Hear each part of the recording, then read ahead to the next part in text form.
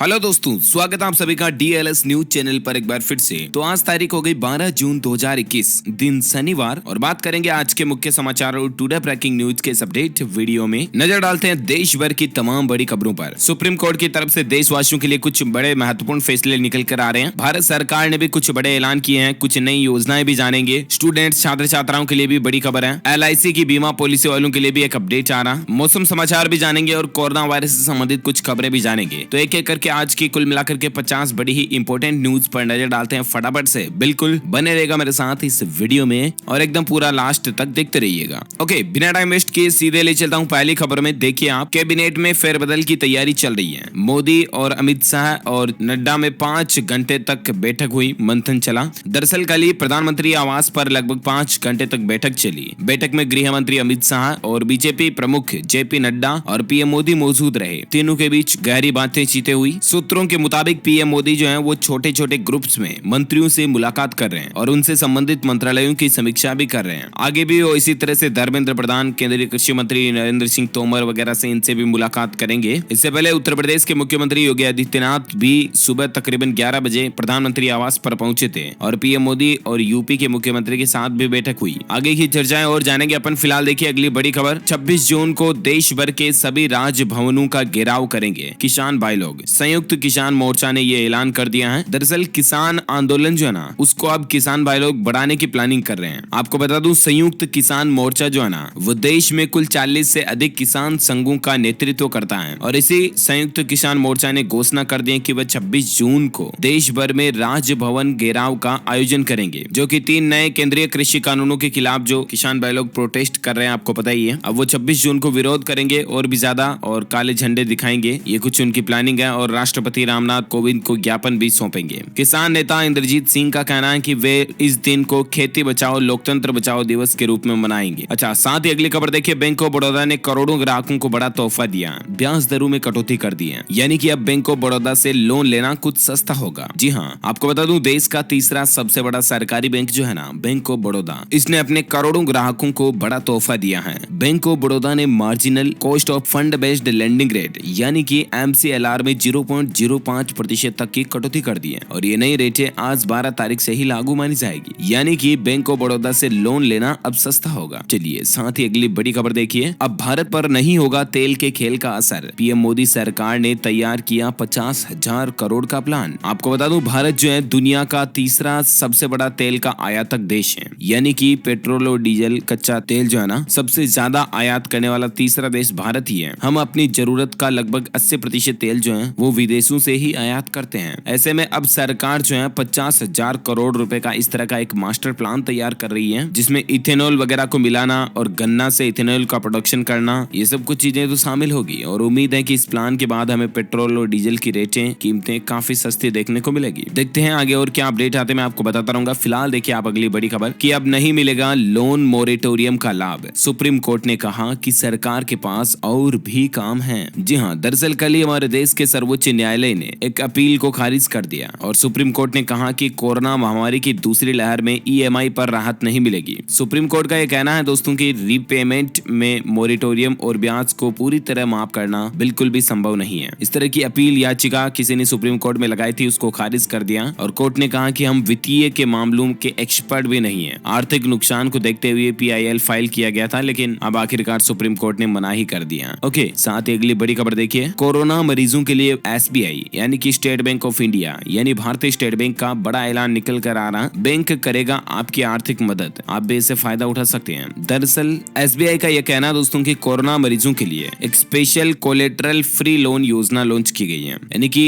इस योजना से अगर वो लोन लेते हैं ना, तो उनको बिना कोई संपत्ति गिरवी रखे ही भारतीय स्टेट बैंक पैसे दे देगा। जनरली आपको पता होगा कि हम बैंक से लोन लेते हैं तो लोन के एवज में हमें अपनी संपत्ति के, जमीन के, मकान के, प्लॉट के कागजात जो है बैंक में रखने पड़ते हैं। जितना हमने लोन लिया ना, उससे भी ज्यादा वैल्यू के अगर वो प्रॉपर्टी के कागजात रखते हैं तभी बैंक लोन देता है, राइट। लेकिन कोरोना मरीजों के लिए ऐसी कोई चीजें रिक्वायर्ड नहीं होगी। 5 लाख रुपए तक का लोन जो है कोरोना पेशेंट वो 5 साल तक की अवधि के लिए ले सकते हैं, केवल 8.5% सालाना ब्याज दर पर, वो बिना किसी प्रॉपर्टी की गारंटी के भी उनको मिल जाएगा, है ना। ये स्कीम भारतीय स्टेट बैंक ने वाकई में बहुत ही अच्छी लॉन्च की है। अच्छा, अगली खबर देखिए। प्रवासी मजदूरों के लिए सुप्रीम कोर्ट का एक और बड़ा आदेश निकल कर आ रहा है। सभी राज्य one nation one ration ration card scheme को लागू करें ताकि मजदूरों को देश में कहीं से भी राशन मिल सके। दरअसल सुप्रीम कोर्ट ने केंद्र से 3 सवाल भी किए और कुछ बातें चीतें हुई। देखिए आप ये चार्ट में, एक तो असंगठित क्षेत्रों के मजदूरों के रजिस्ट्रेशन के लिए सॉफ्टवेयर बनाने में आखिर देरी क्यों हो रही है? सॉफ्टवेयर पिछले साल बनना शुरू हुआ तो आपको 3-4 महीने क्यों चाहिए? जिन मजदूरों के पास राशन कार्ड नहीं है उन्हें नवंबर तक कैसे फ्री राशन दे पाएंगे? क्या सरकार के पास ऐसी कोई प्लानिंग है? ये सवाल सुप्रीम कोर्ट ने सरकार से किए हैं। वहीं पश्चिम बंगाल सरकार पर भी सुप्रीम कोर्ट ने शक्ति दिखाई है। बंगाल के वकील बोले कि आधार के सीडिंग इशू को लेकर हम अभी ये स्कीम लागू नहीं कर सके हैं। इस पर सुप्रीम कोर्ट ने फटकार लगाई कि इस पर कोई बहाना नहीं बनना चाहिए। बंगाल समेत सभी राज्य जो है इसको तुरंत प्रभाव से लागू करें, one nation one ration card को, है ना। चलिए साथ ही अगली बड़ी खबर देखिए। ये बैंक जरूरतमंद ग्राहकों और कर्मचारियों के परिवारों को मुफ्त में बांटेगा अनाज। बैंक ने घर घर राशन कार्यक्रम शुरू किया। दरअसल हम बात करें IDFC फर्स्ट बैंक की, जिसने कोरोना काल में मरीजों की परिवारों की मदद के लिए एक बहुत ही अच्छा प्लान बनाया है। इसके तहत बैंक ने घर घर राशन कार्यक्रम की शुरुआत की है, जिसमें ये बैंक जो है अपने कर्मचारियों के परिवारों और जरूरतमंद ग्राहकों को फ्री में राशन बांटेगा। और इसके लिए मौजूदा कर्मचारियों ने कोविड कस्टमर केयर फंड के जरिए अपना योगदान भी किया है। तो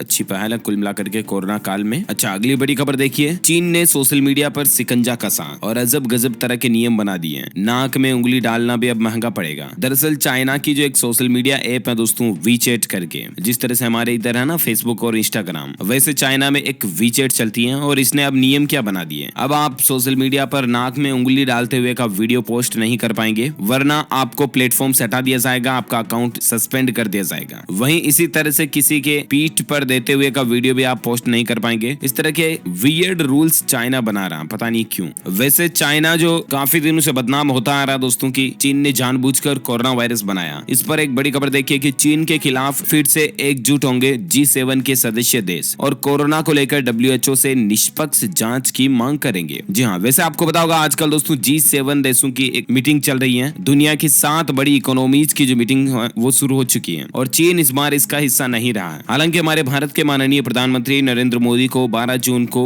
इस पर इन्वाइट किया गया है, तो आज वो वर्चुअली रूप से इस G7 समिट मीटिंग से जुड़ेंगे। G7 में कौन कौन से देश शामिल है तो आप देख सकते हैं, Canada, France, Germany, Italy, Japan, Britain और अमेरिका। लगभग दुनिया के टॉप मोस्ट 7 कंट्रीज की जो इकोनॉमी है उनका ग्रुप G7 कहलाता है। और इस बार G7 ने इन देशों को खास न्योता दिया है, जिसमें हमारा भारत भी शामिल है। इसके अलावा यूरोपीय यूनियन, ऑस्ट्रेलिया, दक्षिण कोरिया, ये भी G7 समिट के अंदर गेस्ट बनेंगे। अब ऐसे में दोस्तों G7 कंट्रीज का ग्रुप जो मिलकर वो WHO के पास फिर से जाएगा और कोरोना कहां से आया इस बात की जांच के लिए निष्पक्ष जांच कराने की मांग अभी और रखेगा। देखते हैं आगे क्या खुलासे देखने को मिलते हैं, मैं आपको बताता रहूंगा DLS न्यूज चैनल के माध्यम से। फिलहाल देखिए आप अगली बड़ी खबर, HBSC का 10th रिजल्ट 2021 आ चुका है। हरियाणा बोर्ड का 10वीं का रिजल्ट आ चुका है, जिसमें 100% छात्र पास हुए हैं और इस बार मेरिट लिस्ट नहीं आएगी इस बोर्ड रिजल्ट की, है ना। और अगली बड़ी खबर देखिए, LIC ने चेतावनी जारी की है कि बिना परमिशन किए ये काम तो भुगतना होगा बुरा इंतजाम। दरअसल भारतीय जीवन बीमा निगम यानी कि LIC ने सभी लोगों को, देशवासियों को अलर्ट करते हुए कहा कि बिना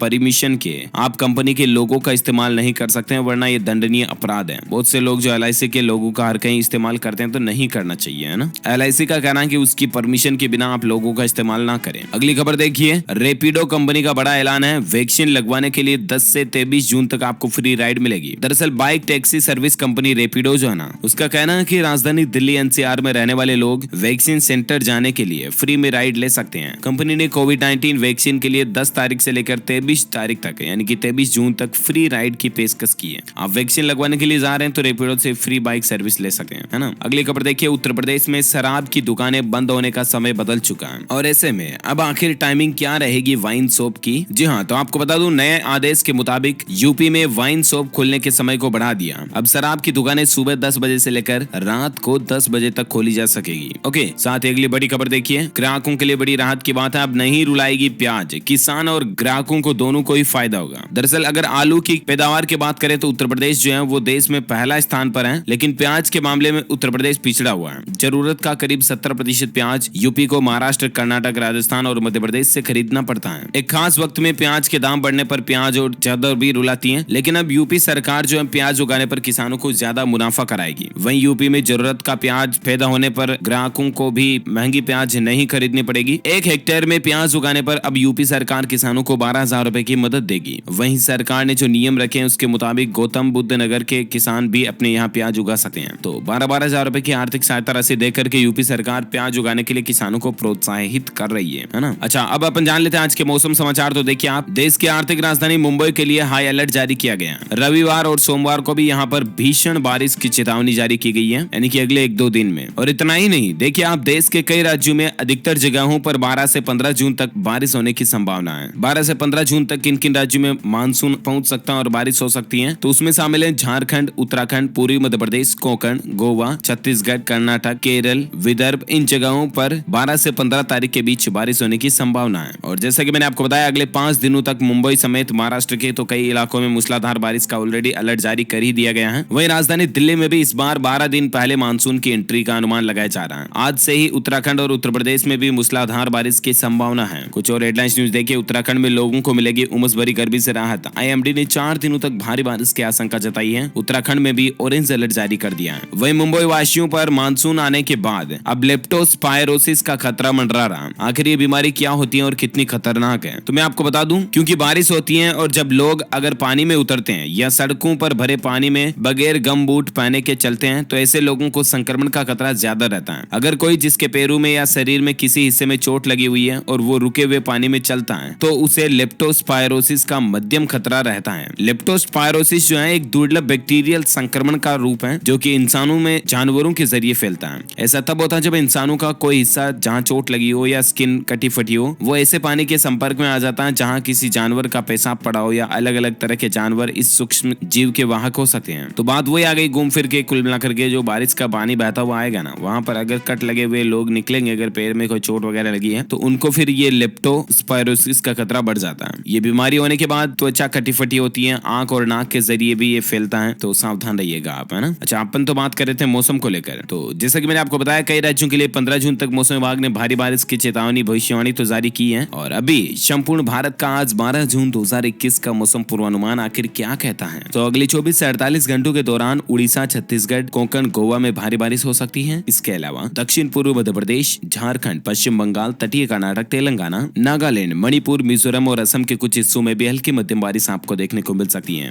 वहीं मध्य प्रदेश, तटीय आंध्र प्रदेश, केरल, तटीय कर्नाटक, उत्तर प्रदेश, गुजरात, उत्तराखंड और हिमाचल प्रदेश, तमिलनाडु, पंजाब, हरियाणा, दिल्ली में भी धूल भरी आंधी चल सकती है और बारिश हो सकती है। ये मौसम विभाग का प्री अलर्ट है। वहीं बात करें दोस्तों सराफा बाजार में सोने चांदी के रेट की, तो देखिए आप, सोने का दाम 441 रुपए बढ़कर 48,530 रुपए प्रति 10 ग्राम तक पहुंच गया। वहीं चांदी में बहुत ज्यादा बढ़ोतरी देखी गई, 1148 रुपए की, और उसके बाद अभी चांदी का रेट 71,432 रुपए प्रति किलो तक चांदी का रेट चल रहा है। ओके, तो ये तो रहा gold and silver price today news. और वहीं अब नजर डालते हैं कोरोना वायरस से संबंधित कुछ बड़ी खबरों में। देखिए अपडेट आप। एक तो दोस्तों, मणिपुर राज्य में 30 जून तक लॉकडाउन को बढ़ा दिया, सिर्फ इन सेवाओं पर ही छूट मिलेगी। दरअसल मणिपुर राज्य सरकार ने कोविड-19 संक्रमण के बढ़ते मामलों के मद्देनजर कल ही 7 जिलों में जारी कर्फ्यू की मियाद को 30 जून तक बढ़ाने का फैसला किया। अच्छा, सिर्फ मणिपुर में नहीं, बल्कि देखिए आप, तमिलनाडु में भी 21 जून तक लॉकडाउन बढ़ चुका। हालांकि कई पाबंदियों में ढील भी दी गई है। तमिलनाडु के मुख्यमंत्री M.K. स्टालिन ने कहा कि राज्य के अधिकारियों के साथ बैठक के बाद लॉकडाउन को 21 जून तक बढ़ाने का फैसला किया गया है। तमिलनाडु इस वक्त कोरोना में सबसे ज्यादा प्रभावित राज्य भी है और इसीलिए सरकार को यह फैसला लेना पड़ा। साथ ही कोरोना पर और एक बड़ी खबर देखिए कि पद्मश्री से सम्मानित न्यूरोलॉजिस्ट डॉक्टर अशोक पनगड़िया जी का निधन हो चुका है। कोरोना के कारण इनके फेफड़े संक्रमित हो गए थे और अशोक पनगड़िया जी अब हमारे बीच नहीं रहे। कोरोना संक्रमित होने के बाद उनके लंग्स में गंभीर इन्फेक्शन हो गया था।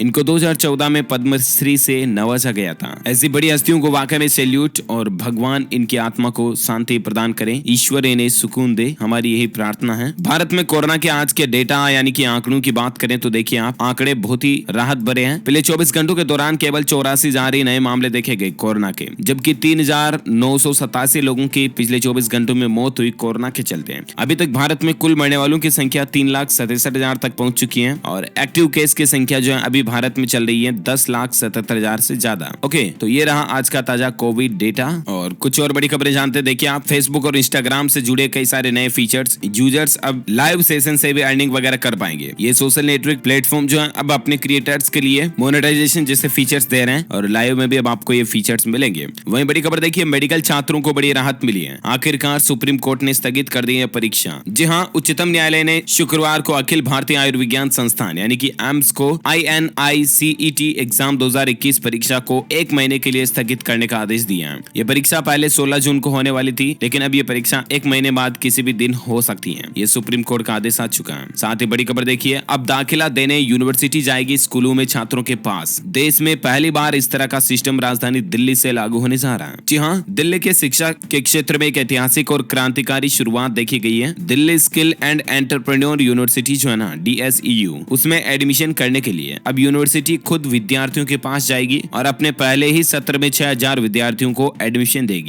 जो दोस्तों पहले से मतलब स्कूलों से बच्चों का कलेक्शन कर लिया जाएगा कि इन बच्चों को हमारी यूनिवर्सिटी में एडमिशन देना है वगैरह वगैरह, तो ये सीन रहेगा। और साथ ही खबर देखिए आप, पेट्रोल की बढ़ती कीमतों के खिलाफ प्रदर्शन करना कांग्रेस नेताओं को भारी पड़ गया। पूर्व CM दिग्विजय सिंह समेत 30 लोगों पर मामला दर्ज हो गया। दरअसल एक निजी पेट्रोल पंप पर प्रदर्शन करना कांग्रेस नेताओं और कार्यकर्ताओं को भारी पड़ गया, क्योंकि TT नगर पुलिस ने पूर्व CM दिग्विजय सिंह समेत इन नेताओं पर और 30 लोगों पर मामला दर्ज कर लिया, क्योंकि पर्सनली किसी पेट्रोल पंप वाले को हम प्रताड़ित नहीं कर सकते हैं ना, कीमतें बढ़ने के चक्कर में। साथ ही खबर देखिए आप, GST परिषद की बैठक आज होने जा रही है और उम्मीद है कोविड-19 से संबंधित कई सारी चीजों, सामानों, वस्तुओं पर टैक्स में कटौती की जा सकती है। वित्त मंत्री निर्मला सीतारमण जी की अध्यक्षता में जो ये GST काउंसिल की मीटिंग होगी, इसके क्या हाईलाइट्स होते हैं, ये 44वीं मीटिंग होगी और इसके जो भी पॉइंट्स होंगे दोस्तों मैं आपको शाम तक DLS न्यूज चैनल पर अलग से बता दूंगा, तो आप जरूर चेक कीजिएगा कि GST काउंसिल मीटिंग के क्या फैसले रहे हैं। ओके, और साथ ही खबर देखिए, कोरोना महामारी के बाद सरकारी दफ्तरों में पहली बार की जाएगी कॉस्ट कटिंग। इन खर्चों में होगी 20% तक की कटौती। दरअसल कोरोना महामारी के चलते प्राइवेट दफ्तरों के बाद अब सरकारी कार्यालयों में भी कॉस्ट कटिंग की जाएगी। महामारी के बाद पहली बार केंद्र सरकार के विभाग और मंत्रालय जो है ओवर टाइम भत्ता और पुरस्कार आदि जैसे खर्चों में 20% कटौती करेंगे, क्योंकि इकोनॉमी अभी बहुत ज्यादा वैसे ही डाउन चल रही है ना, तो इसलिए भारत सरकार का ये इस मौके पर अच्छा फैसला है वाकई में देखा जाए तो। ओके दोस्तों, तो इस कड़ी में आज दिन भर की तमाम बड़ी खबरें, मुख्य समाचार, टुडे ब्रेकिंग न्यूज का अपडेट वीडियो ये फिनिश होता है। वैसे आप मुझे नीचे कमेंट करके बताइए कि हम एक दिन में अपने मोबाइल में अधिकतम कितने मैसेज कर सकते हैं। जो मेन मैसेज होते हैं ना उनकी बात कर रहा हूँ मैं, किसी तरह के इंटरनेट मैसेज की बात नहीं कर रहा हूँ, व्हाट्सएप फेसबुक पर नहीं, बल्कि जो मेन मैसेज बॉक्स होता है उसमें मैसेज सेंड करने की लिमिट होती है, पर डे कितने सेंड कर सकते हैं ट्राई के रूल के मुताबिक। कमेंट करके बताइए मुझे। जो लोग इसका सही जवाब इस वीडियो के नीचे कमेंट बॉक्स में देंगे ना, वो रैंडमली सेलेक्ट किए जाएंगे हमारी DLS न्यूज टीम की तरफ से और आप जीत सकते हैं एक शानदार सरप्राइज गिफ्ट, जो कि गिव अवे के रूप में आप तक पहुंचा दिया जाएगा। इसके साथ ही अगर आपको ये वीडियो अच्छा लगा तो इसे लाइक कीजिए, शेयर कीजिए आप अपने दोस्तों के साथ फेसबुक और व्हाट्सएप पर। और हाँ, अगर आप हमारे चैनल DLS न्यूज पर पहली बार आए हैं तो चैनल को सब्सक्राइब करके बेल आइकन भी जरूर दबा दीजिएगा, ताकि आपको रोजाना की ताजा अपडेट्स तुरंत आपके मोबाइल पर मिलते रहेंगे। ओके, ख्याल रखिएगा आप अपने आप का, अपने परिवार का भी, और मिलेंगे दोस्तों अगले नेक्स्ट अपडेट वीडियो में। तब तक के लिए thank you, take care, good bye, जय हिंद, जय भारत, वंदे मातरम।